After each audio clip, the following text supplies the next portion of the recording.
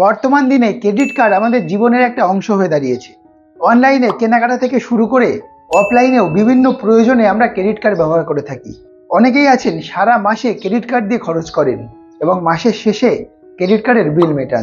কিন্তু অনেকেই আছেন এই ক্রেডিট কার্ডের সঠিক ব্যবহার করতে জানেন না, আর তার কারণে ক্রেডিট কার্ডের চক্করে ঋণে জড়িয়ে যাচ্ছেন এবং একটা সময় তাদের আর্থিক অবস্থার অবনতি ঘটছে। যদি আপনি ক্রেডিট কার্ডের সঠিক ব্যবহার না করতে পারেন, তাহলে কিন্তু ক্রেডিট কার্ড আপনার কাছে আশীর্বাদের বদলে অভিশাপ হয়ে দাঁড়াতে পারে। আজকের ভিডিওতে আমরা জানবো কিভাবে এই ক্রেডিট কার্ডের সঠিক ব্যবহার আপনি করতে পারবেন এবং কিভাবে ক্রেডিট কার্ড ইউজ করলে আপনাকে কখনোই আর্থিক সমস্যায় পড়তে হবে। নমস্কার, আমি সুদীপ ভট্টাচার্য। আপনারা দেখছেন বাংলা মোটিভেশনাল চ্যানেল অপ্রিয় সত্য।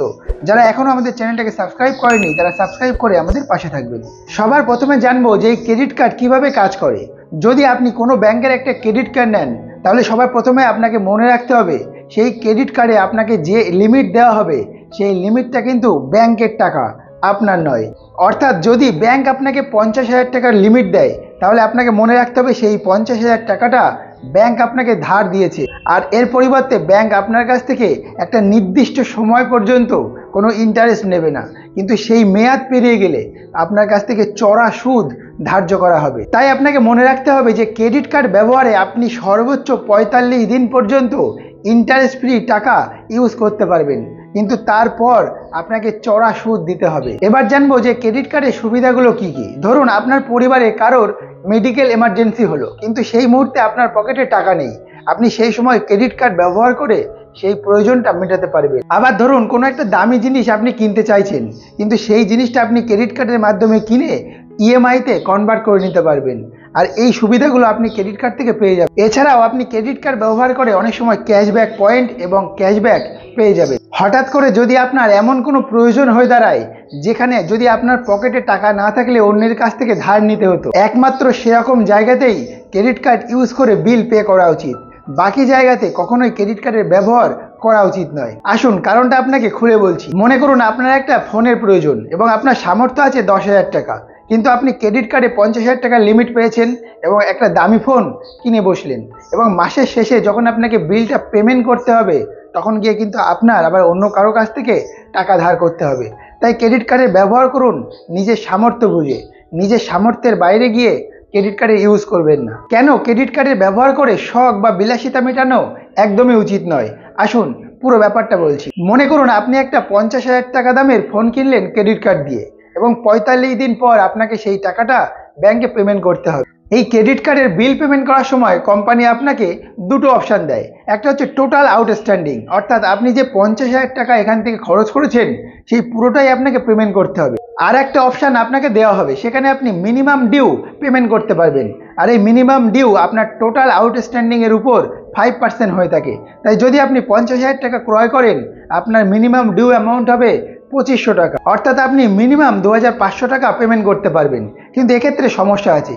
যদি আপনি 2,500 টাকা মিনিমাম বিল পে করেন, তারপরে বাকি যে টাকাটা থাকবে সেই টাকার উপর কিন্তু একটা চড়া সুদ ধার্য করা হয়, আর তার পরিমাণ বার্ষিক 40% পর্যন্ত হতে পারে, যেটা কিন্তু অনেকটা বেশি পরিমাণে। এবং এইভাবে একজন মানুষ এই ক্রেডিট কার্ডের ঋণের আওতায় চলে আসে এবং তার আর্থিক অবস্থা দিন দিন খারাপ হতে থাকে। তাই যদি আপনার সামর্থ্য না থাকে তাহলে ক্রেডিট কার্ড দিয়ে খরচ করবেন না। আর ক্রেডিট কার্ড দিয়ে সারা মাসে যে টাকাটা খরচ করছেন, চেষ্টা করুন একবারে পুরো টাকাটাকে পেমেন্ট করে দেওয়ার। কোনো রকম মিনিমাম ডিউ পেমেন্ট করবেন না, কারণ মিনিমাম ডিউ পেমেন্ট করা মানেই ব্যালেন্স টাকার উপর আপনাকে চড়া সুদ দিতে হবে, আর প্রত্যেকটা ক্রেডিট কার্ড কোম্পানি এটাই চায়। তাই আপনাকে মনে রাখতে হবে ব্যাংক যে টাকাটা আপনাকে ক্রেডিট কার্ডের হিসেবে লোন দিয়েছে সেটা কিন্তু ব্যাংকের টাকা, আর সেটা খরচ করলে আপনাকে নির্দিষ্ট সময়ের মধ্যে আবার ফেরত দিতে হবে। এখানে অনেকেই বলবেন যে বর্তমান দিনে 45 দিনের জন্য কেই বা ইন্টারেস্ট ফ্রি টাকা ধার দেয়। হ্যাঁ, এক্ষেত্রে আমি বারবারই বলছি যে যদি আপনি ক্রেডিট কার্ডটাকে ভালোভাবে ইউজ করতে পারেন এবং এর সঠিক বা প্রপার ব্যবহার করতে পারেন, তাহলে কিন্তু ক্রেডিট কার্ড আপনার জীবনে আশীর্বাদ হতে পারে।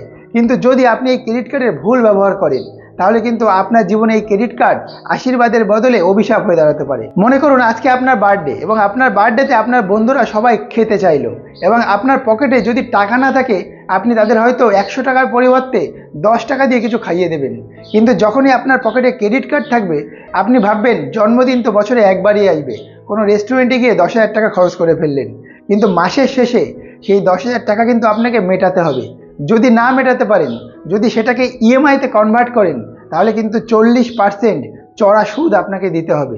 আর বর্তমানে এই ফাঁদেই অনেক ছেলেমেয়েরাই পা দিচ্ছে। তাই যদি আপনার ক্রেডিট কার্ড ব্যবহার করতে ইচ্ছে হয়, সেটার প্রপার ইউজ করুন। শখ বা বিলাসিতা করার জন্য ক্রেডিট কার্ড ইউজ করবেন না, সেটা নিজের পকেট থেকে ক্যাশ টাকাতে ক্রয় করুন। তাহলে দেখবেন কখনোই এই ক্রেডিট কার্ড আপনার জন্য আশীর্বাদের পরিবর্তে অভিশাপ হয়ে দাঁড়াবে না। যদি আমাদের ভিডিওটা আপনাদের ভালো লাগে, তাহলে ভিডিওটা বন্ধুদের সাথে শেয়ার করবেন। আর যদি ক্রেডিট কার্ডের বিল পেমেন্ট করা বা ক্রেডিট কার্ডের আশীর্বাদ বা অভিশাপ সম্পর্কে আপনার কিছু জানা থাকে, তাহলে অবশ্যই আমাদেরকে সেটা কমেন্ট করবেন। আমরা প্রত্যেকের কমেন্টের রিপ্লাই দেওয়ার চেষ্টা করব। ধন্যবাদ, দেখা হচ্ছে অন্য কোনো ভিডিওতে। ততক্ষণ পর্যন্ত ভালো থাকবেন, সুস্থ থাকবেন।